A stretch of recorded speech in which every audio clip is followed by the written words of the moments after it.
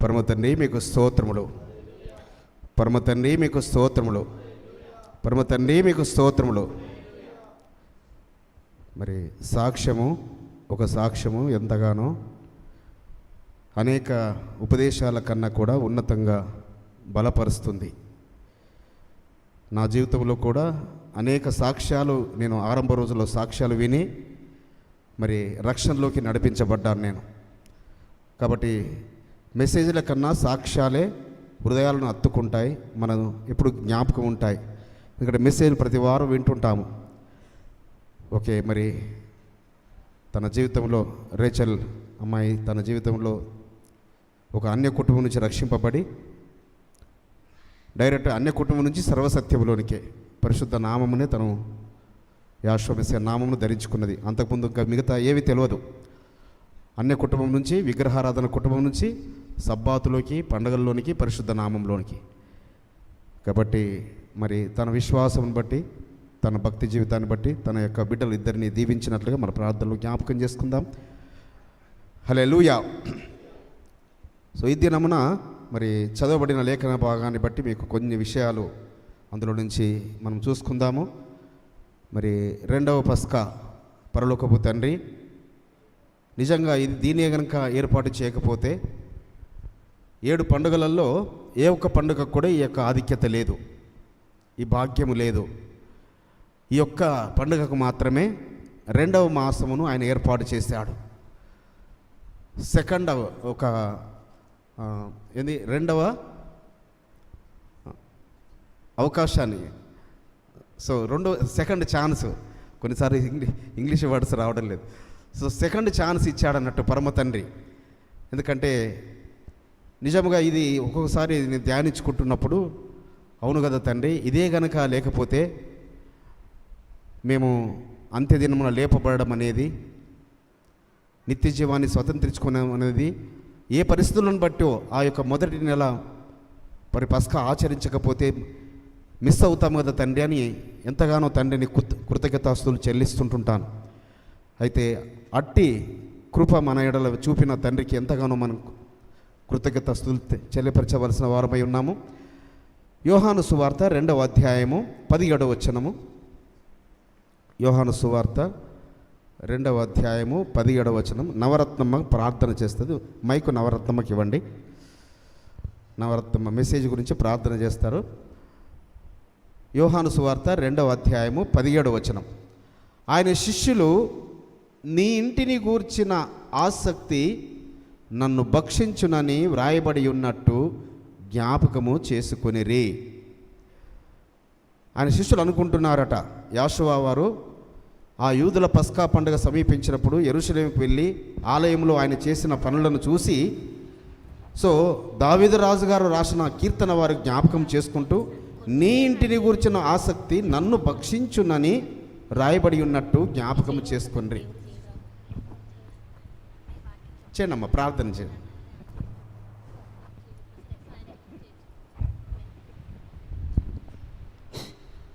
మహాగణమైన తండ్రి, ప్రేమగల తండ్రి, దయగల తండ్రి, స్తోత్రము నాయన. దయకరి బాబుని తండ్రి నాయన, అన్ననే దీవించి ఆశీర్వదించి మంచి స్వరాలు ఇచ్చినందుకు మీకు స్తుతి స్తోత్రము తండ్రి నాయన. మీ మీద ఆధారపడి ఉన్నాను నాయన, క్షమించు తండ్రి నాయన. ఎక్కడికి వెళ్ళినా మీ దూత కాపరా ఇచ్చి నాయన అన్నాక మంచి స్వరం ఇవ్వండి తండ్రి. పరమ తండ్రి మీకే ఘనత మహిమ ప్రభావం కలిగాక. ఆమేన్ తండ్రి, క్షమించండి. ఆమేన్. ఓకే అమ్మా, థ్యాంక్ యూ, కృతజ్ఞతలు.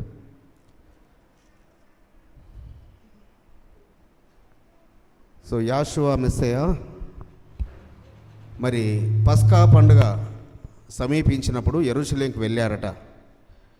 యెరూషలేముకు వెళ్ళినప్పుడు మందిరంలో ఏం జరుగుతున్నది? అక్కడ పావురాలు అమ్ముచున్నారు, రూకలు మార్చుకుంటున్నారు, మరి ఎద్దులను, గొర్రెలను తీసుకొచ్చి వ్యాపారాలు చేస్తున్నారు.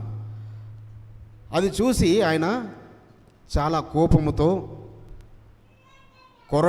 తాళ్ళతో కొరడాలు తయారు చేసి వాటిని అన్ని వెలగొట్టేసేసి ఆ బల్ల మీద ఉన్న వాటిని పడవేసేసి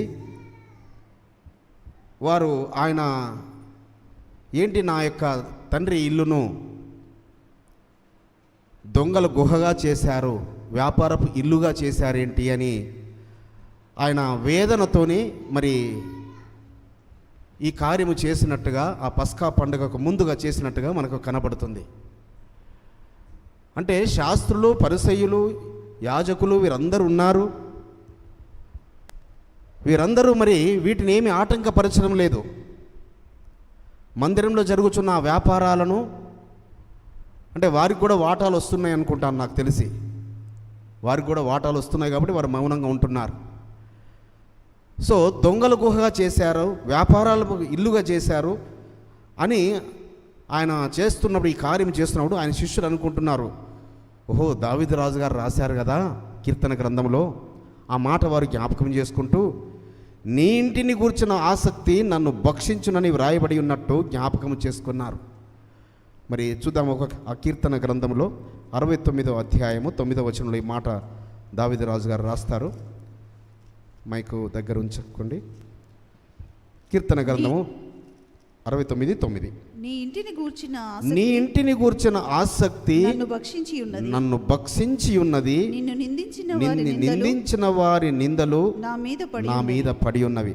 ఇక్కడ దావీదు రాజు గారు ఈ కీర్తన రాస్తూ, అంటే ఆయన ఇల్లును గురించి అనగా, చూడండి, దావీదు గారు ఇంకా ఆలయమే కట్టలేదు, మందిరం కట్టాలని చాలా ఆశపడ్డాడు, మందిరం కావలసిన అన్నీ సమకూర్చాడు. కానీ నాయన నీవు కాదు కట్టాల్సింది, నీ కుమారుడు కడతాడు అని ఆయనను కట్టడానికి అనుమతించలేదు పరలోకపు తండ్రి.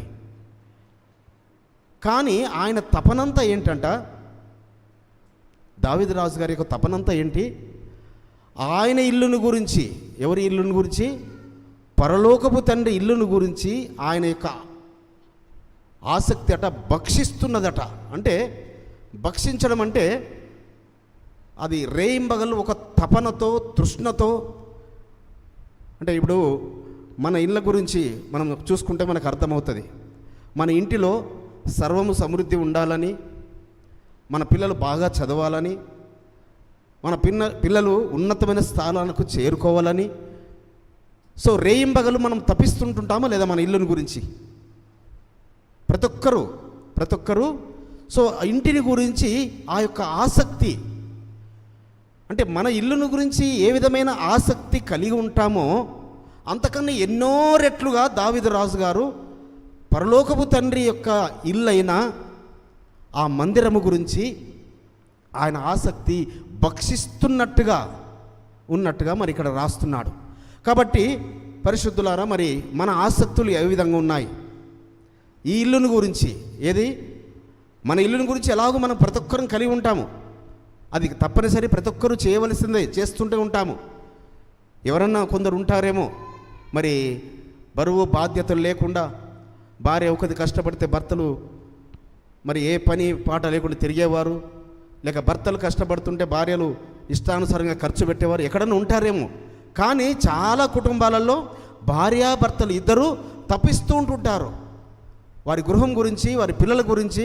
నా కుటుంబం ఉన్నతమైన కుటుంబంగా ఉండాలి, నా పిల్లలు ఉన్నతమైన స్థానంలో ఉండాలి, నా యొక్క బంధువులలో, నా గ్రామంలో లేక నా స్నేహితులలో నా కుటుంబం ఒక శ్రేష్టమైన కుటుంబంగా ఉండాలని ఆసక్తి భక్షిస్తున్నట్టుగా, తప్పిస్తున్నట్టుగా రేయింబగలు కష్టపడుతూ ఉంటుంటారు.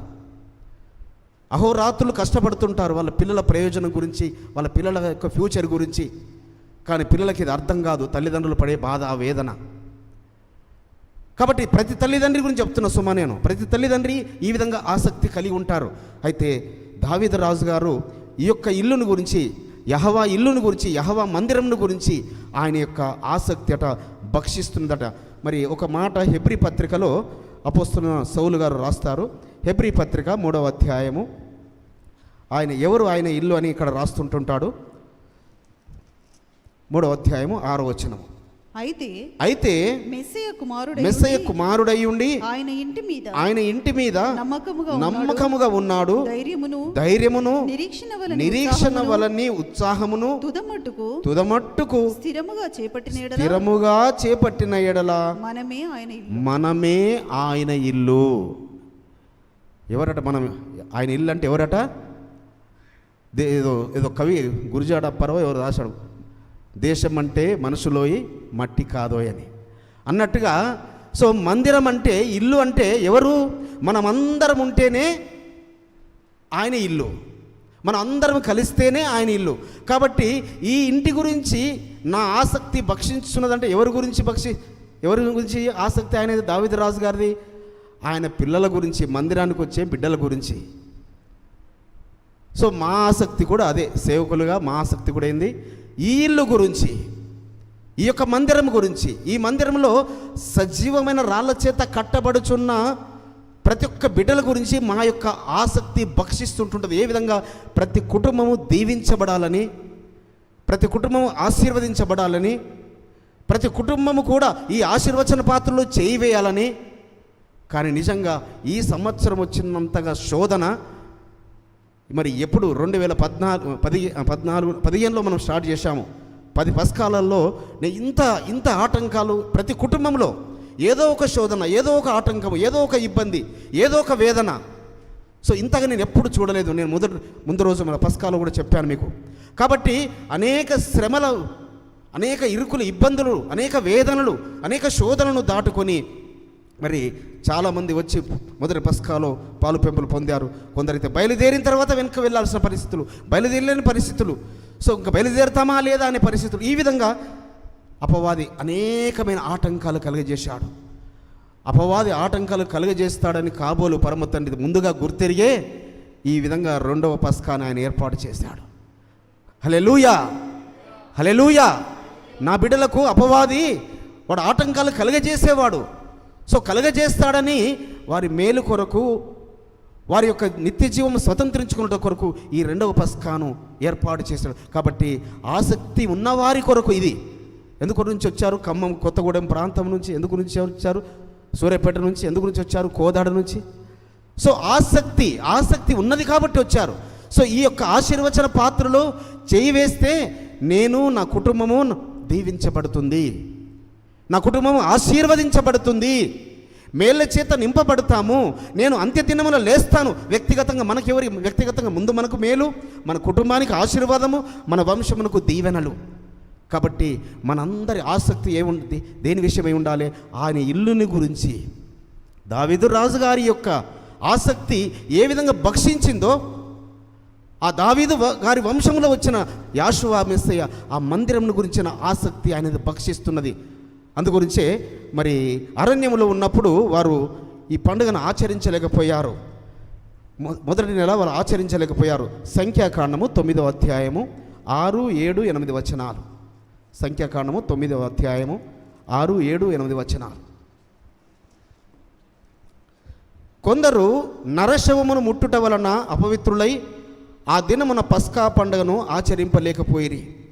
వారు ఆ దినమున మోషే అహరోనుల ఎదుటికి వచ్చి మోషేతో, నరశవమును ముట్టుట వలన అపవిత్రులమైతిమి, యెహోవా అర్పణమును దాని నియామక కాలమున ఇజ్రాయిల్ల మధ్యను అర్పింపకుండునట్లు ఎలా అడ్డగింపబడితిమని అడగగా, మోషే నిలువుడి, మీ విషయంలో యెహోవా ఏమి సెలవిచ్చునో నేను తెలుసుకుందునని వారితో అనెను. సో వారి బంధువులలో, వారి దగ్గర బంధువులలో ఎవరో ఒకరు సమీప బంధువు చనిపోయినప్పుడు మరి ముట్టక తప్పదు కదా. సో వారు అపవిత్రపరచబడ్డారు. అపవిత్రపరచబడితే 7 దినములు వారు కడగా ఉండాలి. సో ఈ 7 రోజులలో పస్కా వచ్చింది. అప్పుడు వారు చూడండి, వారు ఎన్నో రోజుల నుంచి సిద్ధపడుతున్నారు. పస్కా గురించి వారు ఎంతో పరిశుద్ధంగా సిద్ధపడుతున్నారు. సో వారు ఆసక్తితో సిద్ధపడుతున్నారు. కాబట్టి మోషే గారి దగ్గరికి వచ్చి, అయ్యా ఏంటి మాకు ఈ బాధ? ఎందుకు మేము ఆటంకపరచబడ్డాము? ఎందుకు మేము అడ్డగించబడ్డాము? మేము పస్కాను ఆచరించాలని మేము సిద్ధపడుతూ వచ్చామే. ఏంటి మా పరిస్థితి? మళ్ళీ వచ్చే సంవత్సరం వరకు మేము ఉంటామో ఏమవుతామో? మేము పస్కాను ఆచరిస్తేనే కదా మేము ఆయన రాజ్యాన్ని చేరుకునేది, నిత్య రాజ్యమును చేరుకున్నది. మరి మేము నిత్య మహిమలో ఉండేది, అంత్యదినం లేపబడేది. ఎలానయ్యా అని మోషే గారి దగ్గరకు వచ్చి వేడుకుంటున్నారు, మోకరించి వేడుకుంటున్నారు. అప్పటికి పాపం మోషే గారికి కూడా తెలియదు ఏం చేయాలో. అయితే వారి ఆసక్తిని చూశాడు. వారి ఆసక్తి ఏంటి? అయ్యో మేము మిస్ అయ్యామే పస్కాను అని. సో వారి ఆసక్తిని చూసి, అయ్యలారా ఆగండి, నేను పరమ తండ్రిని అడుగుతాను. చూడండి ఎంత సమీపంగా ఉన్నాడు మోషే గారికి పరమ తండ్రి. ఆగండి, నేను మీ గురించి అడుగుతానని. అయ్యా ఏంటి ఈ పరిస్థితి వీరికంటే, ఓ మోషే ఇదిగో వారికి ఈ విషయము తెలియపరచు. 9వ వచనం నుంచి, 9వ అధ్యాయం 9వ వచనం నుంచి. అప్పుడు యెహోవా మోషేకు ఇలాగు సెలవిచ్చెను, నీవు ఇశ్రాయేలుతో ఇట్లనుము, మీలో కానీ మీ వంశములో కానీ ఒకడు శవమును ముట్టుట వలన అపవిత్రుడైనను దూర ప్రయాణము చేయుచుండినను అతడు యెహోవా పస్కా పండుగను ఆచరింపవలెను. వీరేమో ఒక విషయం అడుగుతున్నారు, అయ్యా మేము నరశవం ముట్టడం వల్ల అపవిత్రులమయ్యామని. కానీ పరలోకపు తండ్రి ఇంకొకటి ఏం చెప్తున్నాడు, అనుకోననే పరిస్థితుల్లో దూర ప్రయాణాల్లో ఉంటారేమో మీరు. ఏదన్నా దూర ప్రయాణాలలో కోవిడ్ టైంలో ఏం జరిగింది? కోవిడ్ టైంలో ఎక్కడెక్కడికో వెళ్ళి ఎక్కడెక్కడో వారు ఆగిపోయారు, ఎక్కడెక్కడో అసలు కుటుంబాలకు దూరంగా ఆగిపోయారు. కాబట్టి దూర ప్రయాణంలో ఎవరైనా ఆగిపోతారనేమోనని పరలోకపు తండ్రి ముందుగానే ఆలోచించి, సో మరి మనమైతే రకరకాల కారణాలను బట్టి మన 2వ నెలలు మనం తీసుకుంటున్నాము. అయితే దాన్ని ఏమని చెప్తున్నాడు, వారు 2వ నెల 11వ వచనం, 2వ నెల 14వ దినమున సాయంకాలమున దానిని ఆచరించి పొంగని వాటితోనూ చేదు ఆకుకూరలతోనూ దాన్ని తినవలను. సేమ్ మొదటి పస్కాలో మొదటి నెలలో ఎలాగా ఆచరిస్తారో సేమ్ అదే విధముగా మీరు ఆ చేదు కూరలతో తినాలి. సో ఆ పులియని రొట్టెలతో పండుగ ఆచరించాలి. కాబట్టి ఈరోజు మరి ఆశీర్వచన పాత్రలో చేయి వేయబోతున్న అందరు కూడా ఈ 7 రోజులు మీరు పులిసింది తినకూడదు సుమా. ఈ 7 days మీరు పులిసింది తినకూడదు. మరి మీకు శక్యమైతే, మీకు ఉద్యోగంలో పర్మిషన్ దొరికితే రేపు హై సబ్బాతు మీరు లీవ్ పెట్టాలి. మళ్ళీ 7th day హై సబ్బాతు లీవ్ పెట్టాలి మీరు. ఇది తండ్రి యొక్క మాటకు విధేయునై చెప్తున్నాను నేను. ఆయన మాటకు విధేయులు అవుతారా, మీరు ఆశీర్వదించబడతారు. సో సేమ్ అదే కట్టడలు, ఇంకా వేరే ఏమీ లేవు. చూడండి 12వ వచనం, వారు మరునాటి వరకు దానిలో కొంచెమైనను మిగలనీయకూడదు, దానిలో ఒక్క ఎముకనైనను విరవకూడదు. పస్కా పండుగ విషయమైన కట్టడలన్నిటిని బట్టి వారు దాన్ని ఆచరింపవలను. ఇంకా ఏమీ తేడా లేదు. పస్కా పండుగకు మొదటి నెలలో ఏ విధంగా అయితే మీరు చేస్తారో ఆ కట్టడలన్నీ ఏ ఒక్క కట్టడ కూడా తారుమారు చేయబడదు, ఒక కట్టడ కూడా మార్చబడదు. కాబట్టి పరిశుద్ధులారా, మరి ఏ పరిస్థితులను బట్టి మీరు తీసుకోలేకపోయారు, పరమ తండ్రి మీ ఆసక్తిని బట్టి లేక ఆయనే నీతిని అనుసరించాలని ఆసక్తి కలిగిన వారి ఎడల మరి పరమ తండ్రి కృప చూపాడు. సోదరుడు యవనస్తుడు అశోక్ మరి అనుకోకుండా నిడదవోలు వెళ్ళాడు, వస్తాననుకున్నాడు పండుగ మొదటి పండుగ, కానీ అక్కడ ఆటంకం కలిగి ఉండడం రావట్లేదు. సో ఈ విధంగా మళ్ళీ ఈరోజు పండుగకు ఆచరించడానికి తనకు వెసులుబాటు. ఈ విధంగా మరి పరిమళ చెల్లెమ్మ కూడా తన అనారోగ్య పరిస్థితులను బట్టి రాలేకపోయారు. మరి తన భర్త ఒక్కరి సెంట్ పాల్ తమ్ముడు ఒక్కరు వచ్చేసి తీసుకున్నారు. అదేవిధంగా నాచారం నుంచి కూడా వచ్చారు. కాబట్టి వారిని బట్టి పరమ తండ్రి నేను స్తుతిస్తున్నాను, ఘనపరుస్తున్నాను. పరమ తండ్రి మీకు స్తోత్రములు, పరమ తండ్రి మీకు స్తోత్రములు. ఇక 2వ దినవృత్తాంత గ్రంథంలో ఇంకొక సందర్భంలో ఈ యొక్క 2వ పస్కా గురించి మరి రాయబడింది. ఎందుకంటే 2 సందర్భాలలో పరిశుద్ధ గ్రంథంలో ఇవి రాయబడినవి. సో ఈ 2వ దినవృత్తాంత గ్రంథంలో 30వ అధ్యాయము మొదటి 3 వచనాలు. మరియు హిజ్కియా ఇజ్రాయేలు ఎలోహిమైన యెహోవాకు పస్కా పండుగ ఆచరించుటకై యెరూషలేములోనున్న యెహోవా మందిరమునకు రావలసినదని ఇజ్రాయేలు వారికి అందరికిని యూదా వారికి అందరికిని వర్ధమానములను ఎఫ్రాయిములకును మనష్షే వారికిని పత్రికలను పంపెను. సేవకు చాలినంత మంది యాజకులు తమ్మును తాము ప్రతిష్ఠించుకొనకుండుట చేతను జనులు యెరూషలేములో కూడుకొనకుండుట చేతను మొదటి నెలయందు పస్కా పండుగ జరగకపోగా. చూసారా? సో హిజ్కియా రాజు గారు మరి ధర్మశాస్త్రంలో రాయబడి విన్న విధముగా చాలా ఘనంగా పండుగను ఆచరించడానికి కొరకు ఆయన సిద్ధపడుచున్నాడు. మొత్తము ఆ రాజ్యమంతా ఆయన పత్రికలు పంపించేశాడు. అందరూ ప్రజలారా, మరి పరిశుద్ధులారా, అందరూ యెరూషలేమునకు మీరు ప్రయాణమై రండి అని అందరికీ పత్రికలు పంపించాడు. అదేవిధంగా యాజకులను ప్రతిష్ఠింపజేస్తున్నాడు. సో ఈ కార్యము దావీదు రాజు గారు ముందుగానే చేస్తారు. దావీదు రాజు గారు యాజకులను నియమించే అసలు ఒక పని అని కాదు, ఆయన మందిరము గురించి, ఇల్లుల గురించి ఆయన ఆసక్తి ఎంతగా ఉన్నతమైందంటే అందుకే ఆ మాట రాయబడింది, నా ఆసక్తి భక్షిస్తున్నది. సో ఆ విధంగా సేమ్ అదే దావీదు రాజు గారు లాంటి మనసు కలిగి హిజ్కియా గారు మరి ఈ పండుగను ఘనంగా చేయించాలని మరి అందరికీ లెటర్స్ పత్రికలు రాసి పిలిపిస్తున్నప్పుడు సమయము సరిపోలేదట. ఎవరు? యాజకులు ప్రతిష్ఠించుకోవడానికి కొరకు. ఎందుకంటే ఏదో అల్లాటప్పగా చేసేది కాదా పండుగ, చాలా ఘనంగా చేసే పండుగ, ఉన్నతంగా చేసే పండుగ, లక్షల కొలది ప్రజలు వారు ఆచరించే పండుగ. సో కాబట్టి వారు ఏం చేశారట, అక్కడ మరి సమాజం వారందరితో ఆలోచన చేసి ఏమని చేశారట, 3వ వచనము, రాజును అతని అధిపతులను యెరూషలేములోనున్న సమాజపు వారందరూ దానిని 2వ నెలలో ఆచరింపవలనని యోచన చేశారు. హల్లెలూయా. సో హిజ్కియా రాజు గారి కాలంలో ఆ మొదటి నెల పరిస్థితులు అనుకూలించకపోవడాన్ని బట్టి, సో మరి ఘనంగా జరిగించడానికి కొరకు సమయం సరిపోకపోవడాన్ని బట్టి, యాజకులు ప్రతిష్ఠించుకోవాల్సిన సమయం లేకపోవడాన్ని బట్టి, సో ఇంకా సిద్ధపాట్లు అన్ని పనులన్నీ కంప్లీట్ కానందును బట్టి 2వ నెలలో చేసుకుందామని ఆ యొక్క పెద్దలతో, యాజకులతో, సమాజకు పెద్దవారితో అందరితో ఆలోచించి ఆ విధంగా ఘనంగా వారు ఆ యొక్క పస్కాను చేసినట్టుగా మనం చూస్తున్నాం.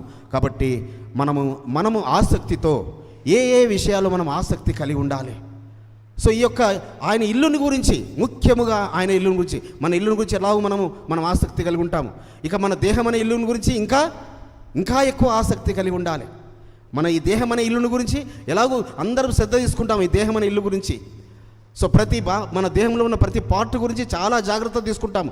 కానీ ఈ యొక్క ఆలయమును లాంటి ఈ దేహమును, ఈ పవిత్రమైన ఆలయముగా ఉంచుకోవాల్సిన ఈ దేహమును ఏ విధంగా ఉంచుకుంటున్నాము అనేది మొట్టమొదటిగా పరీక్షించుకోవాలి. 2వదిగా మన ఇంటిని గురించి మన ఆసక్తి ఏ విధంగా ఉంది. 3వదిగా మందిరమును గురించి. కానీ దావీదు గారి యొక్క ముఖ్యమైనది ఏంటి, ఆయన ఇల్లు కన్నా, ఆయన దేహమనే ఇల్లు కన్నా ఆయనకు మందిరమును గురించిన ఆసక్తి ఉన్నతముగా. అందుకే జనులు మందిరమునకు వెళుదామని అన్నప్పుడు నేను సంతోషించింది అంటాడు. మందిరానికి రావడం అట ఆయనకి ఏందట, సంతోషమట. సబ్బాతు వస్తుందంటే సంతోషం. కొందరికి మన వారికి సబ్బాతు వస్తుందంటే అప్పుడే వచ్చేసిందా సబ్బాతు అంటుంటారు.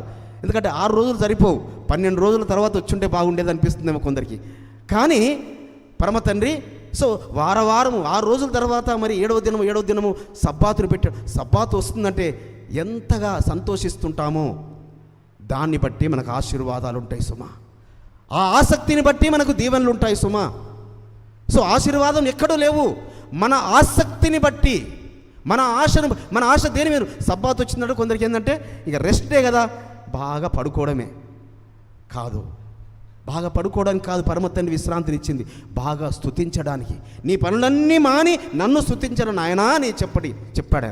సో కాబట్టి మనము ఏ విషయంలో మనం కొన్ని ఆసక్తి కలిగి ఉన్నామో రోమా పత్రికలో అపోస్తలుడైన సౌలు గారు రాస్తున్నారు, 10వ అధ్యాయము 1, 2, 3 వచనాలు. రోమా పత్రిక. సహోదరులారా ఇజ్రాయేలీలు రక్షణ పొందవలనని నా హృదయాభిలాషయు వారి విషయమై నేను ఎలోహింకు చేయు ప్రార్థనయై ఉన్నవి. ఎవరంటున్నారు ఈ మాట? సేమ్ అదే కోవలోకి వచ్చిన ఈ అపోస్తలుడైన సౌలు గారు. ఆయన ఆశ కూడా ఏంటట, ఏ విధము చేతనైనా ఇజ్రాయిల్ రక్షణ పొందాలని నా హృదయాభిలాష. సో పరిశుద్ధులారా, మన హృదయాభిలాష ఏముండాలి? మన తోబుట్టువులందరూ, మన రక్త సంబంధికులందరూ, మన శ్రేయోభిలాషులందరూ, మన స్నేహితులందరూ రక్షింపబడాలని మనకు హృదయాభిలాష ఉండాలి. మన యొక్క ఆసక్తి వారు ఎలోహిము యందు ఆసక్తి గలవారని వారిని గూర్చి సాక్ష్యమిచ్చుచున్నాను. అయినను వారి ఆసక్తి జ్ఞానానుసారమైనది కాదు. వారు చాలా ఎలోహిము యందు ఆసక్తి కలిగిన వారే ఇజ్రాయేలు, కానీ వారు తొట్టుపడ్డారు. వారు జ్ఞానానుసారమైన ఆసక్తి లేకుండా పోయింది వారికి. లోకానుసారమైన ఆచార సంబంధమైన వాటిని చూస్తున్నారు తప్ప వారు జ్ఞానానుసారమైన వారు ఆసక్తి లేకుండా పోయింది. అందుకే నేనేం చెప్తున్నాను. సో ఇంకా 3వ వచనం చూడమ్మా. ఏలయనగా వారు ఎలోహిము నీతి నెరగక తమ స్వనీతిని స్థాపింపబూనుకొనుచు ఎలోహిము నీతికి వారు ఎలోహిము యొక్క నీతికి లోబడలేదు. సో ఆయన నీతికి లోబడి ఉంటే వారు రక్షించబడేవారు. వారు ఆయన నీతికి విధేయులై ఉంటే వారికి మేళ్ళు కలిగేటివి. వారు ఆయన నీతికి వారు అనుసరించడానికి ప్రయాసపడితే వారి చేతి పనులు ఆశీర్వదించబడేటివి. వారు ఆయన నీతికి విధేయులవుతే వారి యొక్క సంతానము భూమి యొక్క ఉన్నతలను ఎక్కేవారు.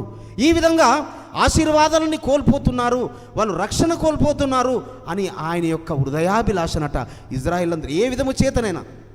కాబట్టి పరిశుద్ధులారా, మీరు ఏ హృదయాభిలాష కలిగి ఉన్నారు? మీ ఆసక్తి దేని విషయంలో? ఓన్లీ నేను ప్రార్థన చేస్తున్నానని గొప్పలు చెప్పుకుంటున్నామా? మన కన్నీటి ప్రార్థన, ఏకాంత ప్రార్థన ఆయనకు కనపడుచున్నదా? ఆయనకు వినపడుచున్నదా? మన కన్నీటి ప్రార్థన, ఏకాంత ప్రార్థనలకే సుమా జవాబులు వచ్చేటివి. అందరి ఎదుట చేసే ప్రార్థనలకు అది నేను రాదని అనను, కానీ ఏకాంత ప్రార్థన. అందుకే ఆయన అంటున్నాడు, నా ప్రార్థన అంటున్నాడు, నా హృదయాభిలాష, నేను చేయి ప్రార్థన ఇజ్రాయిల్ అందరూ ఏమంటున్నాడు, అందరూ రక్షింపబడాలి, నా సహోదరులు రక్షింపబడాలని. అయితే వారు స్వనీతిని స్వాపించుకుంటున్నారు, ఆయన నీతిని మర్చిపోతున్నారు. కాబట్టి పరిశుద్ధులారా, ఆయన నీతిలో భాగమే పస్కా పండుగ, ఆయన నీతిలో భాగమే సబ్బాతు, ఆయన నీతిలో భాగమే ప్రతి నెల ఆరంభ దినము ఆయన సన్నిధికి రావడము, ఆయన నీతిలో భాగమే ప్రతి 7 సంవత్సరంలో వచ్చే 7 మహావిశ్రాంతి దినములు పని చేయకుండా ఉండడము. జీవనోపాధిని ఏ పని చేయకూడదు ఆ రోజు. సో అది మహావిశ్రాంతి దినములు. అపొస్తలుల కార్యము 12వ అధ్యాయము. ఓకే, ఇది తర్వాత చూసుకుందాం. రోమాపత్రిక 12వ అధ్యాయము 11 నుంచి 16 వచనాలు. ఆసక్తి విషయములో మాంద్యులు కాక ఆత్మయందు తీవ్రత గలవారై ఎలోహిమును సేవించుడి. నిరీక్షణ గలవారై సంతోషించుచు శ్రమయందు ఓర్పు గలవారై ప్రార్థనయందు పట్టుదల కలిగి ఉండండి. ఒక్క నిమిషం. సో ఏమంటున్నాడు? ఆసక్తి విషయంలో మాంద్యులుగా ఉండకూడదట. మాంద్యులు అంటే ఎవరు? మందబుద్ధి గల వారు ఉంటారు కదా, పాపము, వారు పెరుగుతుంటారు కానీ వారి బుద్ధి మాంద్యం అంటే అర్థమవుతుంది. సో వారికి జ్ఞానము సరిగ్గా ఉండదు. సో వారు ఏం చేసి చిన్న పిల్లల పనులు చేస్తుంటారు. వారి దేహం అయితే నార్మల్గా పెరిగిపోతుంటుంటారు. సో యవనస్తులా కనబడుతుంటారు, కానీ బుద్ధి మాంద్యం ఉంటుంది. ఆ విధంగా మీరు ఆసక్తి విషయంలో అలాంటి మాంద్యము గలవారై ఉండకూడదు సుమా. అంటే దాన్ని ఏమంటారు, ఇంకా చెప్పాలంటే సోమరితనమని చెప్పొచ్చు. సో ఇంకా దాన్ని ఏవైనా మీరు అనువదించుకోండి. కాబట్టి ఆసక్తి విషయంలో మీరు మాంద్యులు కాక ఆత్మయందు తీవ్రత గలవారై ఎలోహిమును సేవించండి. అంటే ఆత్మలో తీవ్రత ఉండాలి. సో అంటే మనం చేయాలంటే, సో ఇప్పుడు ఏదైనా పని చేయాలనుకున్నారనుకోండి, ఎవరైనా కొందరు ఒక నీట్కి ప్రిపేర్ అవుతున్నారు, నేను మరి స్టేట్ ఫస్ట్ ర్యాంక్ తెచ్చుకోవాలంటే వాళ్ళు ఎంత కష్టపడతారు? అహోరాత్రులు కష్టపడుతుంటారు. నిద్రలు ఆహారాలు కూడా వాళ్ళు లెక్క చేయరు. సో ఎందుకంటే టాప్ ర్యాంక్ తెచ్చుకోవాలి. అదేవిధంగా ఆయన చేత బహుమానం పొందుకోవాలంటే మనం ఆసక్తి విషయంలో మనము ఆత్మలో తీవ్రత కలిగిన వారము ఉంటూ ఇంకా ఏం చేయాలట? అక్కడ పరిశుద్ధుల అవసరంలో నిరీక్షణ గలవారై సంతోషించుచు శ్రమయందు ఓర్పు గలవారై. ఇందాకనే చెప్పింది అమ్మాయి రేచల్ చెప్పింది ఏంటంట, శ్రమలలో ఏం రావాలి మనకు? శ్రమలు వస్తున్నాయంటే చాలామందికి ఏంది అసహనం వస్తుంది. శ్రమలు వచ్చినాయంటే చాలామందిలో శ్రమలు వస్తుంటే సహనం కోల్పోతుంటారు. కాదట, శ్రమలు వస్తే ఏం రావాలట? మనకు ఓర్పు రావాలట. శ్రమల గుండా వెళుతున్నప్పుడు అంటే మనలో ఓర్పు తీసుకురావడానికే శ్రమలు రప్పిస్తాడన్నట్టు. శ్రమలు ఎందుకు వస్తున్నాయి మనకు? మనలో ఓర్పు రప్పించడానికే, మనలో ఓర్పు కొదువైందని. సో ఇది ఆయన పిల్లల సుమా. ఇది నేను అన్యజనుల గురించి మాట్లాడడం లేదు, లోకములోని లోకస్తుల గురించి మాట్లాడడం లేదు, ఆయన పిల్లల విషయంలోనే మాట్లాడుతున్నాను. శ్రమలు వస్తే మనకేంటట? మన ఓర్పు అధికమవ్వాలట. శ్రమల యందు ఓర్పు గలవారై ప్రార్థన యందు పట్టుదల కలిగి ఉండండి. శ్రమలు వస్తున్నాయంటే ప్రార్థనలు ఇంకా పట్టుదల కలిగి, సో దాన్ని పొందుకునే వరకు, సాధించుకునే వరకు. ఏ విధంగా హన్నమ్మ ప్రార్థన చేసిందో, ఏ విధంగా యాకోబు గారు రాత్రంతా ఆశీర్వదించే వరకు నేను వదిలిపెట్టానని ప్రార్థన చేశారో ఆ విధంగా అంతేకాకుండా ఇంకేమంటున్నాడు? పరిశుద్ధుల అవసరములలో పాలు పొందుచు శ్రద్ధగా ఆతిథ్యం ఇచ్చుచుండుడి. ఏం చేయాలట? ఇంకా పరిశుద్ధుల యొక్క అవసరతల విషయంలో చూడాలట, మనం ఆలోచించాలట. ఎవరున్నారు ఈ రోజులలో పరిశుద్ధుల ఆలోచనల గురించి ఆలోచించేవారు? పరిశుద్ధుల అవసరతల గురించి ఆలోచించేవారు ఎవరున్నారు? సో వారికి పరలోకపు వాక్యాలను విప్పి పట్టజాలనంత దీవెనలు కుమ్మరిస్తాడు సుమా. పరిశుద్ధుల అవసరతల గురించి నీవు ఆలోచన కలిగి ఉన్నావా? ఆయన ఇంటిని గురించి నీ ఆసక్తి భక్షిస్తున్నదా? సో నీకు ఆయన మెండుగా దీవెనలు కుమ్మరిస్తాడు సుమా. అంతేకాకుండా ఇంకేమంటున్నాడు? శ్రద్ధగా ఆతిథ్యం ఇచ్చి చూడండి, మిమ్మల్ని హింసించు వారిని దీవించుడు కానీ శపించవద్దు. ఇంకా ఏం చేయాలట? మళ్ళీ ఇంకా మన ఆసక్తి ఎలా ఉండాలట? మనల్ని శపించేవారినట మనం శపించకుండా ఏం చేయాలట? దీవించడం. ఇది మరి ఈ స్థితిలోకి వెళ్ళగలిగితే అది మనము నిజమైన జ్ఞానానుసారమైన ఆసక్తి కలిగిన వారమని మనం అర్థం చేసుకోవచ్చు. పరమ తండ్రి మీకు స్తోత్రములు.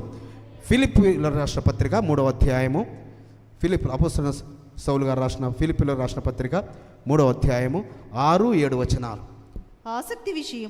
ఆసక్తి విషయము సంఘమును హింసించువాడు తనకు తాను సాక్ష్యం చెప్పుకుంటున్నారు. ఎవరు? అపోస్తలుడైన సౌలు గారు. అయ్యలారా, ఓ పరిశుద్ధులారా, ఓ ఫిలిప్పీ సంఘస్థులారా, నేనైతే ఆసక్తి విషయంలో సంఘాన్ని హింసించడంలో ఆసక్తి. మనలో కూడా కొందరు ఉంటుంటారు, సంఘస్థులను హింసించడానికి కొరకు వారి ఆసక్తి, కుటుంబీకులను హింసించడానికి కొరకు వారి ఆసక్తి, కుటుంబీకులను సంతోషపరచడానికి కొరకు కాదు, సంఘస్థులను సంతోషపరచడానికి కొరకు కాదు. వారి కొందరి పని అది ఉంటుంది. కానీ మన పని ఏందట? అపోస్తలుడైన సౌలు గారు చెప్తున్నారు, నేను ఆసక్తి విషయంలో సంఘమును హింసించువాడనై ధర్మశాస్త్రం వలన నీతి విషయమై ఎంత బలమైన మాట చెప్తున్నాడో చూడండి. ధర్మశాస్త్రం విషయంలోనట అనింద్యుడట. అంటే తనకు తాను ఆ విధమైన బలమైన సాక్ష్యము మనము చెప్పగలిగే స్థితిలో ఉండాలి సుమా. అవును, నేను ధర్మశాస్త్ర విషయంలో అనింద్యుణ్ణి, నేను అనింద్యురాలను. సో నిందలు ఎవరైనా వేసినా కూడా మన మనస్సాక్షి ఆయనకు తెలుసు, పరలోకపు తండ్రికి తెలుసు, మన మనస్సాక్షి తెలుసు. కాబట్టి ధర్మశాస్త్రం వలన నీతి విషయమైన నేను అనింద్యునై ఉంటిని, అయినను 7వ వచనం, అయినను ఏవేవి నాకు లాభకరములు అయి ఉండెనో వాటిని మెస్సయ్య నిమిత్తము నష్టముగా ఎంచుకుంటుని. అయినను నాకు ఏవేవి నాకు లాభము సమకూర్చి పెడతాయో అవి మెస్సయ్య నిమిత్తము, యాషువ మెస్సయ్య నిమిత్తము నేను నష్టముగా ఎంచుకున్నాను. కాబట్టి సబ్బాతు గురించి నువ్వు నష్టపోతున్నావు అనుకోండి, నువ్వు ఒకరోజు కూలి నువ్వు నష్టపోతావేమో, కానీ నీకు 7 రెట్లు ఇస్తాడు. ఒకరోజు కూలి, నువ్వు ఒకరోజు లాస్ అప్పేకి నువ్వు నువ్వు పొందుకుంటావు, నువ్వు లూజ్ అవుతావేమో, ఒక లాస్ అప్పే కలుగుతుందేమో, కానీ 7 అంతల బహుమానము నీకు కలుగుతుంది. ఎందుకు? నువ్వు ఎవరికి విధేయులు అవుతున్నావు? దేనికి విధేయుడు అవుతున్నావు? ఆయన నీతికి విధేయుడు అవుతున్నావు కాబట్టి, ఆయన నీతికి విధేయురాలు అవుతున్నావు కాబట్టి. సో అందుకే అన్నట్టు ఆయన నాకు ఏవేవి లాభకరములో అవి మెస్సయ్య నిమిత్తము నేను నష్టముగా ఎంచుకున్నాను. సో ఆయన ఆసక్త్యము సంఘాన్ని హింసించడము, కానీ అలాంటి వ్యక్తిని ఎలా మార్చాడు పరలోకపు తండ్రి? సో ఇంకా ఏమంటాడు? అదే మాటలలో నేను పెంటగా ఎంచుకున్నానంటాడు. సమస్తమును పెంటగా ఎంచుకున్నాను. సో అంటే ఈ లోకములో సమస్తమును ఆయన పెంటగా ఎంచుకున్నాడు కాబట్టి ఆయనకు శ్రమలు, కానీ శ్రమల ద్వారా ఆయన శోధించబడి ఓర్పు పొందుకొని బహుమానము కిరీటము కొరకు ఆయన ఎదురు చూశాడు. ఆ కిరీటము పొందుకుంటానని ఆయన తపన. ఆ కిరీటము కొరకు, అక్షయ కిరీటం కొరకు, ఈ లోకములో కిరీటం పడిపోయినా, ఈ లోకంలో నష్టం కలిగినా, ఈ లోకంలో సహోదరులు నన్ను వేదనకు గురి చేసినా, బాధలకు గురి చేసినా, నేను మాత్రము ఆ పొందబోయే కిరీటం గురించి అని మరి ఆయన ఆసక్తి ఆ విధంగా భక్షిస్తూ వచ్చింది. మరి ఇంకా మనము ఈరోజు మరి ఇంకొక మాట, 2వ రాజుల గ్రంథములో ఒక రాజు ఉంటాడు. అక్కడ 2వ రాజుల గ్రంథము 10వ అధ్యాయము 16వ వచనం, 10-16. 2వ రాజుల గ్రంథము 10-16. యెహోవాను గూర్చి నాకు కలిగిన ఆసక్తిని చూచుటకై నాతో కూడా రమ్మనగా యెహూ రథము మీద వారతన్ని కూర్చుండబెట్టిరి. అయితే ఇక్కడ యెహూ అనే ఒక రాజు ఇజ్రాయిళ్లకు రాజు అయ్యాడు. ఆహాబు యొక్క కుటుంబీకులు చంపబడిన తర్వాత, ఆహాబు యొక్క కుమారుడు చంపబడిన తర్వాత ఈ యెహూ రాజు అయ్యాడు. ఆ రాజు అయిన తర్వాత ఆయన ఏం చేస్తున్నాడు? ఆయనకున్న ఆసక్తి ఏంటట? మరి ప్రవక్త అయిన ఏలియా ద్వారా ప్రవచించిన ప్రవచనము ఆ యొక్క ఆహాబు కుటుంబీకుల పక్షమున నెరవేర్చబడినట్లుగా, సో ఆ ఆహాబు యెజబేలు యొక్క ప్రేరేపణ గురై ఏ విధంగా అయితే ఆ బయలుదేవత ప్రవక్తలను ఏర్పాటు చేస్తూ వచ్చాడో, ఈయన ఏం చేస్తున్నాడు యెహూ గారు, ఓ ఇజ్రాయెల్ దేశంలో ఉన్న సమస్త జనులారా, మీరందరూ ఈ యొక్క బయలుదేవత గుడికి రండి, సో బయలుదేవతను ఆరాధిద్దాం రండి అని అనేసరికల్లా అందరూ ఆ బయలుదేవతను ఆరాధించే వాళ్ళందరూ వచ్చారట ఇజ్రాయెల్లో. ఆ మందిరానికి వస్తే ఆ మందిరం నిండిపోయిందట, అసలు ఆ స్థలము లేకపోయిందట. అయితే ఇక్కడ యెహోవాను సేవించేవారు ఆరాధించేవారు ఎవరు ఇక్కడ ఉండకూడదు, మీరు ఇక్కడ నుంచి బయటకు వెళ్ళిపోండి, ఎందుకంటే ఈ బయలుదేవత ప్రవక్తలందరూ రాజు చెప్పేసరికి కదా, ఈ రాజు కూడా మా అహాబు రాజు లాంటివాడు అని నమ్మి వచ్చేశారు, అక్కడికి నమ్మకం ఉంచి వచ్చేశారు. కానీ ఆయన యొక్క ఉద్దేశం ఏంటి, ఆ బయలుదేవత ప్రవక్తలందరినీ ఒక్కరిని మిగలకుండా బయట ఒక 80 మంది బలాఢ్యులైన సైనికులను నిలబెట్టాడట. మీరు 80 మంది సైనికులు, మీరు బలాఢ్యులుగా మీరు నిలబడుతున్నారు, ఈ యొక్క మందిరంలోంచి ఈ యొక్క ఆ బయలుదేవత గుడిలో నుంచి బయటకు వచ్చేవారు ఏ ఒక్కరైనా తప్పించుకున్నారా మీరు చంపబడతారు, కాబట్టి ఇక్కడికి వచ్చిన వారు ఏ ఒక్కరు మిగలకుండా వారందరినీ చంపిస్తాడన్నట్టు యెహూ. సో దీన్ని బట్టి పరలోకపు తండ్రి అంటాడన్నట్టు, నీ యొక్క ఆసక్తి అంటే తండ్రి పరమ తండ్రికి ఇష్టమైన కార్యం, అది పరమ తండ్రికి ఇష్టమైన కార్యము. సో ఆ యొక్క మరి బయలుదేవతల ద్వారా అనేకులు ప్రవక్తలు చంపిస్తూ వచ్చింది యెజబేలు. ఇజ్రాయెల్లో ప్రవక్తలు లేకుండా పారిపోయేటట్టు చేసింది. సో ఏలియా మరి మరణాపేక్ష కలిగిన వాడై ఉన్నాడు, ఒక గొప్ప ప్రవక్త.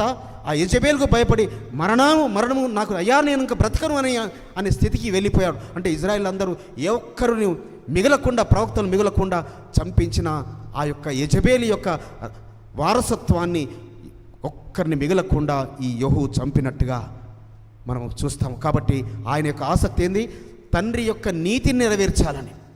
అదేవిధంగా అపోస్తలుల యొక్క సౌలు వారి యొక్క ఆసక్తి ఏంటి, సౌలు గారి ఆసక్తి ఏంటి, ఆయన మొదటగా ఉన్నప్పుడు మాత్రం ఆయన మరి సంఘమును హింసించుట, కానీ ఇప్పుడు ఇజ్రాయిలు ఏ విధము చేతనైనా ఇజ్రాయిలు రక్షింపబడితే బాగుండు అని తన హృదయాభిలాష. ఏ విధము చేతనైనా నా పితరులకు రోషము కలిగితే బాగుండు అని అన్ని జనుల ద్వారా మీ ద్వారా వారికి రోషము కలగజేయాలని నా పరిచర్యను విస్తరింపజేస్తున్నాను అంటాడు. కాబట్టి మరి మనము ఈ దినమున కూడా ఇంకా దేని గురించి వచ్చాము, దేని గురించి ఆసక్తితో వచ్చాము మనము. సో ఈ దినమున పస్కాను తీసుకోవడానికి ఆసక్తితో వచ్చాము, కానీ పాదాలు కడగాలని ఎందరో ఆసక్తితో వచ్చారు.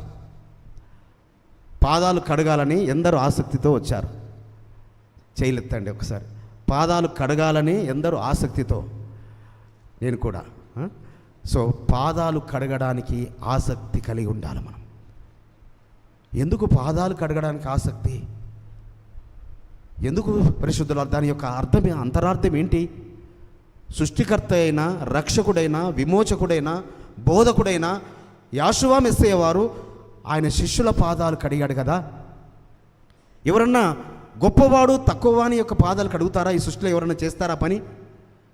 ఏ గొప్పవాడైనా తక్కువవాని పాదాలు కడుగుతాడా? పాదాల మటుకు తగ్గించుకుంటారా? కానీ ఆయన చెప్తున్నాడు, గొప్పవాడినైన నేను, సృష్టికర్తనైన నేను, రక్షకునైన నేను, బోధకునైన నేను, గురువునైన నేను మీ పాదాలు కడిగితే మీరు ఒకరి పాదాలు ఒకరు కడుక్కొనవలసిందే. సో ఇది పస్కా పండుగ సందర్భంలోనే ఈ యొక్క 13వ అధ్యాయము యోహాను సువార్త 13వ అధ్యాయము 1వ వచనము, తాను ఈ లోకము నుండి తండ్రి యొద్దకు వెళ్ళవలసిన గడియ వచ్చనని యాషువా పస్కా పండుగకు ముందే ఎరిగిన వాడై లోకములో ఉన్న తన వారిని ప్రేమించి వారిని అంతము వరకు ప్రేమించెను. ఆయన మనల్ని ప్రేమించాడు కాబట్టే సుమా, మనల్ని ఎంతగా ప్రేమించాడు. ఒకసారి ఆ యొక్క గొల్గతాగిరిలో ఆ సాగిన యాత్రను ఒకసారి గుర్తు చేసుకోండి పరిశుద్ధులారా. ఆయన మన గురించి పడిన గాయాలు, మన గురించి పడిన నిందలు, ఉమ్మివేయబడము, పిడిగుద్దులు తినడము, నాగలి చాళ్ళ వలె వీపు దున్నవేయడము, తలకు ముళ్ళ కిరీటము, పక్కలో బల్లెముచో పొడవడము, కాలు చేతులతో మేకులు. సో ఇవన్నీ దేని బట్టి? మనల్ని తన ఇల్లును గురించి ఆయన ఆసక్తి భక్షిస్తుంది కాబట్టి, నా బిడ్డల గురించి, నా పిల్లల గురించి, నా స్నేహితుల గురించి నేను ప్రాణము పెడుతున్నాను. సో మనల్ని తన స్నేహితులుగా చేసుకోవడానికి కొరకే మన కొరకు ప్రాణం పెట్టాడు. అందుగురించి ఆయన మరి ఎంతగా ప్రేమించాడట. సో ఆయన తన ఆ పండుగకు ముందుగానే ఎంతగానో తన వారిని ప్రేమించి అంతము వరకు చివరి వరకు కూడా, చివరి రక్తబొట్టు కార్చు వరకు కూడా ప్రేమిస్తూ బిడ్డలారా నా గురించి ఎడవకండి, మీ గురించి మీ పిల్లల గురించి ఎడవండి అనగా ఆయన ఇల్లుని గురించేనే ఆయన ఆసక్తి. పరిశుద్ధులారా, ఈ ఇల్లును గురించి మనం ఆసక్తి ఏ విధంగా ఉన్నామో, ఏ ఆసక్తితో ఈ ఇల్లు క్షేమాభివృద్ధి గురించి, ఈ ఇంటికి వచ్చే వారి గురించి, ఈ ఇంటికి వచ్చే భక్తుల యొక్క పాదాలు నేను కడగాలి, ఆ భక్తుల పాదాలు కడిగి నేను నెత్తిలో పోసుకునే మనసు నాకు ఇవ్వు తండ్రి అని మనము ఆసక్తితో, అందుకే ఇక్కడ చెబుతున్నాడు. మరి 12 నుంచి 17 వచనాలలో మీరు చదువుకోండి. 13వ అధ్యాయం 12 నుంచి 13 వచనాలలో కొన్ని మాటలు నేను చదువుతాను. వారి పాదములు కడిగి తన పై వస్త్రం వేసుకున్న తర్వాత ఆయన మరలా కూర్చుండి, నేను మీకు చేసిన పని మీకు తెలిసినదా?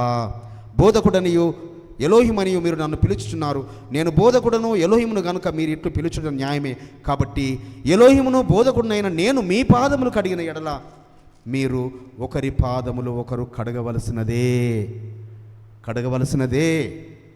ఇంకా there is no option, mandatory, తప్పనిసరిగా నేను బోధకుడినైన నేను మీ పాదాలు కడిగితే. ఏ సమయంలో కడిగాడు పరిశుద్ధులారా, ఎలా బిడ్డలారా? ఏ సమయంలో కడిగాడు? ఆ యొక్క పస్కారాత్రి భోజనం వారికి ఆ భోజనం ఇస్తూ, ఇక తాను అర్పించబడవలసిన గడియలు వచ్చినాయని తెలుసుకొని ఆ పాత్రలో ఆయన వారికి ఆ శరీరమున రొట్టెను ఇస్తూ, ఆ రక్తమున ద్రాక్షరసం ఇస్తూ, సో వారి పాదాలు కడిగాడు ఆయన. సో మనము పాద ప్రక్షాళన ఎందు గురించి చేస్తున్నాము? సో మనము దేని గురించి చేస్తున్నాము? సో మందిరానికి వచ్చేవారి మాత్రమే కాదు సుమా, మనం ఎలాంటి మనసు కలిగి ఉండాలి? శక్యమైతే భూమి మీద నివసించే ప్రతి మనిషితో సమాధానంగా ఉండే, కానీ మరి ముఖ్యంగా విశ్వాస గృహమునకు చేరిన వారి, అదేమో బయట, మరి ముఖ్యంగా విశ్వాస గృహమును చేరిన ప్రతి ఒక్కరితో సమాధానమైన మనస్సు, మనకు సమాధానం ఉంటేనే మనము యోగ్యంగా చేయి వేసిన వారము, సమాధానం ఉంటేనే అది మనకు దీవెనకు ఆశీర్వాదకు కారణమవుతుంది. ఎందుకంటే ఇది ఆశీర్వచన పాత్ర సుమ. ఇదే పాత్ర ఆశీర్వచన పాత్ర. 1 కొరింథీ 11వ అధ్యాయము 27, 28, 29, 30 వచనాలు నేను చదువుతాను. కాబట్టి ఎవడు అయోగ్యముగా ఎలోహిం యొక్క రొట్టె తినునో లేక ఆయన పాత్రలోని త్రాగునో వాడు ఎలోహిం యొక్క శరీరమును గూర్చి రక్తమును గూర్చి అపరాధియగును. ఏంటట? అయోగ్యంగా తీసుకుంటే అపరాధులమవుతామట, యోగ్యంగా తీసుకుంటే దీవించబడతాం, యోగ్యంగా చేయి వేస్తే ఆశీర్వదించబడతాం. ఇంకా కాబట్టి ప్రతి మనుషుడు తన్ను తాను పరీక్షించుకొనవలను. కాబట్టి పరిశుద్ధులారా పరీక్షించుకోనండి, ఇంకా పరీక్షించుకోండి, మీకు మీరు పరీక్షించుకొనవలను. అలాగు చేసి ఆ రొట్టెని తిని ఆ పాత్రలోని త్రాగవలను. ఎలోహిం శరీరమని వివేచింపక తిని త్రాగువాడు తనకు శిక్షావిధి కలుగుటకే తిని త్రాగుచున్నాడు. ఇందువలననే మీలో అనేకులు బలహీనులను రోగులునై ఉన్నారు, చాలామంది నిద్రించుచున్నారు. కాబట్టి పరీక్షించుకొని, తమకు తాము పరీక్షించుకొని, ఇది ఆయన శరీరమని ఏమని చేశారు, ఏదో రొట్టె చేశారు వారు, ఆ రొట్టెను విరుస్తున్నామని కాదు సుమా, ఆయన శరీరం అనే రొట్టెను విరుస్తున్నాము. ఆయన శరీరంలో పాలు పంపులు పొందుకుంటున్నాం. ఆయన శరీరం తీసుకుంటే మన శరీరము వర్ధిల్లుతుంది, మన శరీరంలో ఏ యొక్క వ్యాధి లేకుండా పోతుంది, మన బాధలు ఆయన తీసివేస్తాడు. సో యోగ్యముగా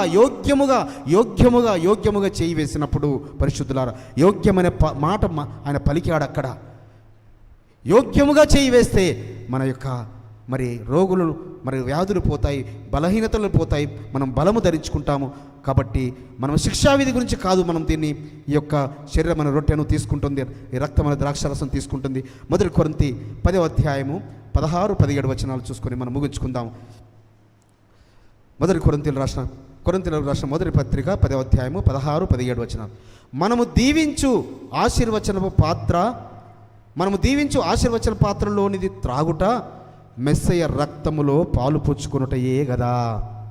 మనం తీసుకొని పోయే పాత్ర ఏంటమ్మా? ఏంటి పరిశుద్ధులారా? మనము దీవించే ఈ ఆశీర్వచన పాత్ర ఆయన రక్తములో పాలు పుచ్చుకొనుటయే. అంటే ఇక నుంచి ఈ శరీరము తిని రక్తము త్రాగుతున్న మనలో ఎవరి రక్తం ప్రవహిస్తున్నట్టు? యాషువా మెస్సయ్య వారి రక్తము.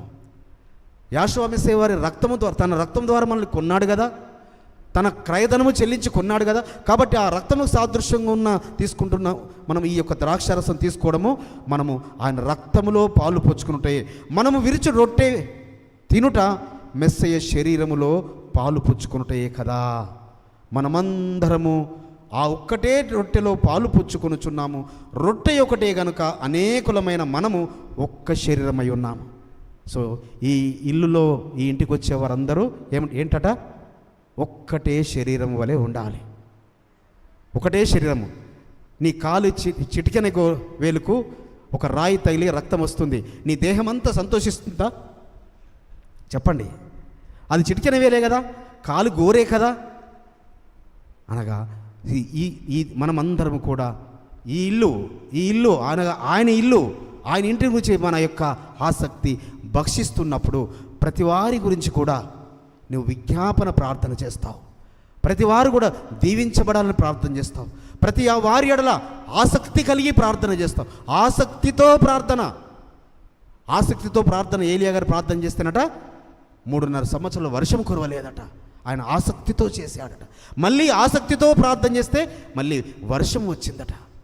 కాబట్టి మనం ఆసక్తితో ఈ ఇంటిని గురించి, ఇంటిలో ఉన్న బిడ్డల గురించి, ఈ యొక్క ఆశీర్వచన పాత్రలో చేయి వేయబోతున్న నీవు మరి ఆ విధంగా సిద్ధపడి మనము చేయి వేద్దాము. మరి ఆ యొక్క ఆశీర్వచన పాత్ర మనని, మన కుటుంబాలను, మన జీవితాలను ఆశీర్వాదకరంగా ఉంచునుగాక. మన వంశాలను ఆశీర్వాదకరంగా మలుచునుగాక. మన జీవితాలలో ఇంకా ఎంత మాత్రమో మరి ఆశీర్వచనము లేదు అని, ఆశీర్వాదము లేదని మనం చెప్పే రోజులు ఉండకపోవునుగాక. మన కుటుంబంలో దీవెనలు మాత్రం ఉన్నాయని, ఎందుకంటే యోగ్యముగా మనము చేయి వేస్తున్నాం, అయోగ్యంగా వేయడం లేదు సుమా.